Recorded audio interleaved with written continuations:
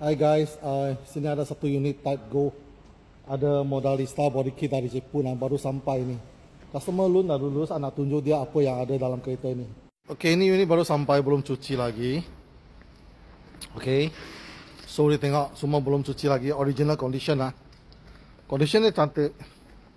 So ada BSM lah ini unit lah, nampak BSM.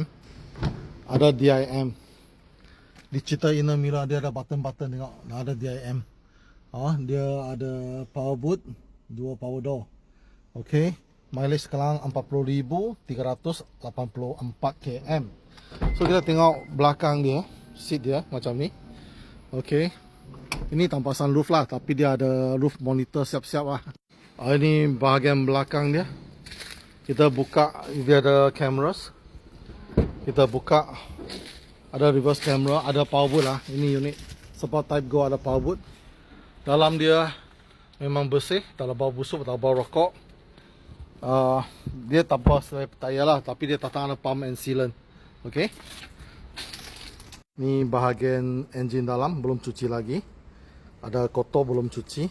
Dia ini tak ada karat, nampak. Dia punya clip semua pun cantik. Battery nanti kita akan cek condition battery dia. Dalam dia ada player lagi. Okay, so dia ada manual lagi. Manual. Lepas tu kita tengok chassis number dia ini dia. AGS 30 040 5269 dia punya chassis number. Color code 202. Ini warna hitam. Ini overall condition dia. Okay. Seat belakang dia ni.